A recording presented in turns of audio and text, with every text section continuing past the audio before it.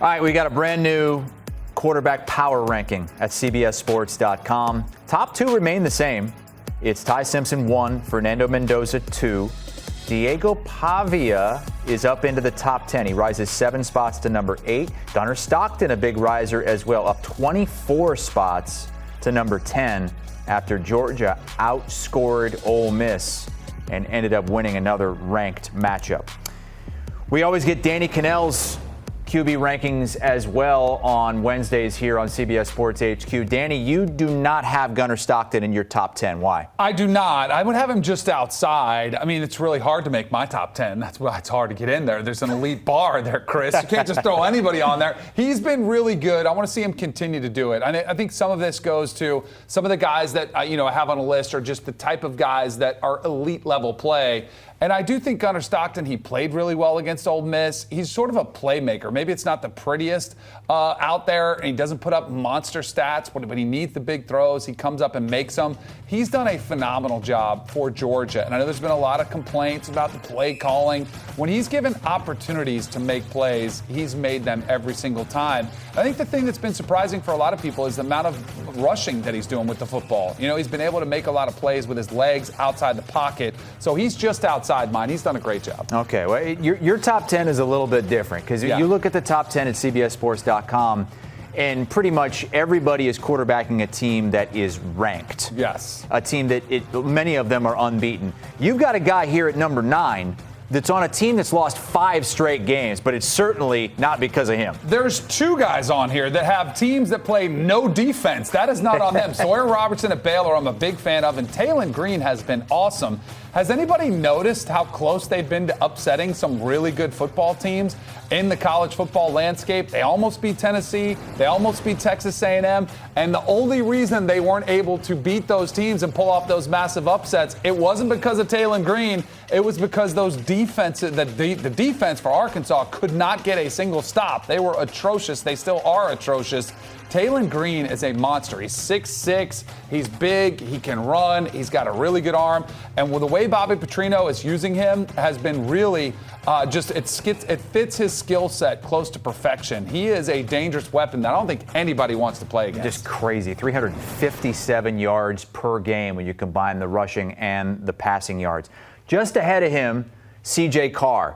They get a big win against USC, but could you argue that was his worst game of the season? Easily. Conditions, of course, came into play. There was that torrential downpour. It was raining the whole game, but I still think he's playing. Him and Julian Sayin have really blown me away as quarterbacks who had come into the season relative unknown. Sure, they had high school careers and they were high recruits, but we've seen a lot of those guys fall flat on their face. And yet, C.J. Carr has delivered, and he's come up big. And you look at these numbers; those are deceiving because it was awful. It was bad conditions. Look at how it affected Jaden Maeva and USC on the other side, and they were able to win. C.J. Carr is going to be a big reason why Notre Dame, I think, is going to be in the playoffs, just like they did last year. I think they're going to win 10 games in a row. And C.J. Carr is seeing the field. He's making good decisions. He's not making those crucial mistakes, even when you do have to, play in adverse conditions like they did last weekend. He doesn't kill you. And even in their 2 losses, which were his first start was against Miami, his second start was against Texas A&M, he played well enough to win. Just a couple, the defense couldn't get a stop here or there against A&M. The tip ball against Miami, or else he potentially pulls those off. He has been really, really impressive as the first-year starter at Notre Dame. What would be great is if they were in, say, the ACC, and at the end of the year they would have to play, I don't know, say like a Georgia Tech and Haynes King. Look, Georgia Tech into the top 10 for the first time in over 10 years. And Haynes King into your top 10 as well. Diego Pavia gets a lot of love because he's brash, he's outspoken. Haynes King is more of your poor man's version of Diego Pavia. He doesn't do a lot of trash talking, but watch him play, and it's very similar because he puts Georgia Tech's offense on his back, and it's not the prettiest of a thrower, right? He doesn't throw the best deep ball, but he gets it there. He gets it done, and when it needs to be done on the ground, he does it. And it's, again, not somebody who runs around a lot of blocks. Sometimes he has to run through tacklers as they come up to get him.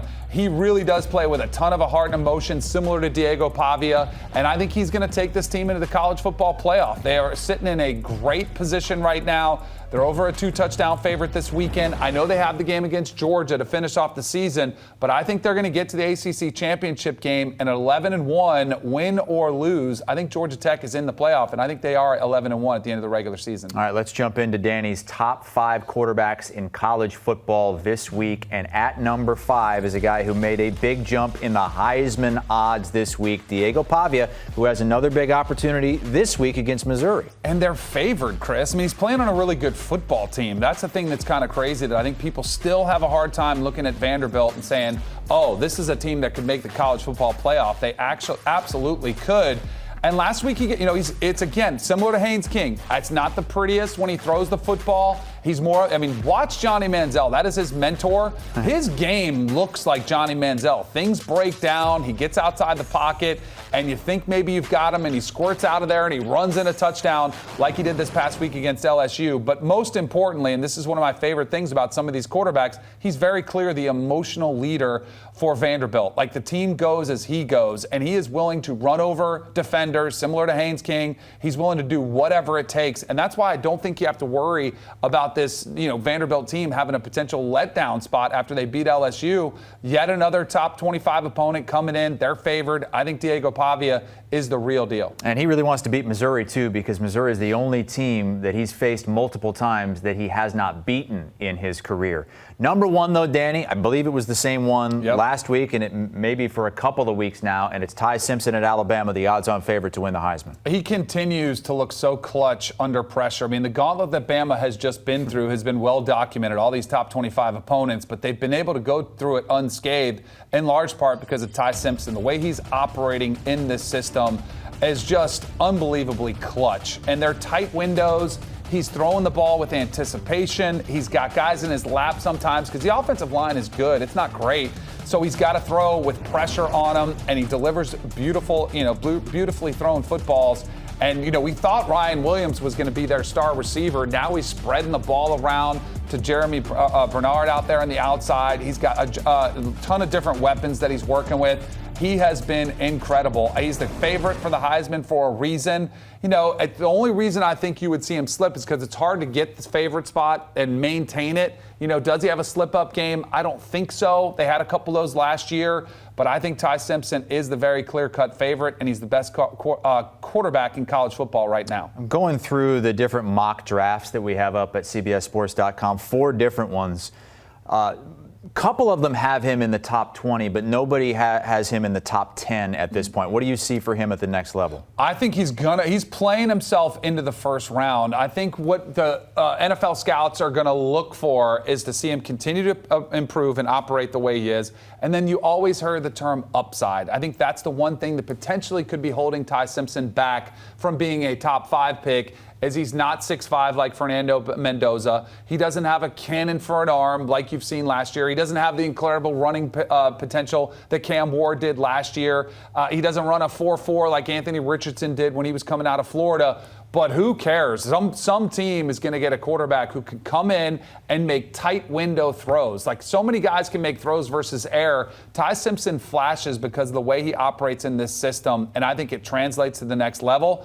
I would not be surprised if he plays himself in the top 15. Some of this depends on what teams need, but he is playing like an elite-level NFL quarterback right now, and if he continues it, he'll find his way in the first round. Danny Kanell's top 10 college football quarterbacks. What was the hot topic on Cover 3 today? Little big game breakdown today, looking at some of the big games of the weekend. You must be talking about Iowa, Minnesota on CBS. Of course, yeah. We did that yesterday on our Big Ten special show. I listened to it yesterday. Yeah. I listened to it. Winner's going to get to 4-1 in the Big Ten and still have an outside shot at, if they run the table, being a playoff contender, believe it or not. Cover 3 podcast. Scan that QR code. It'll take you right there.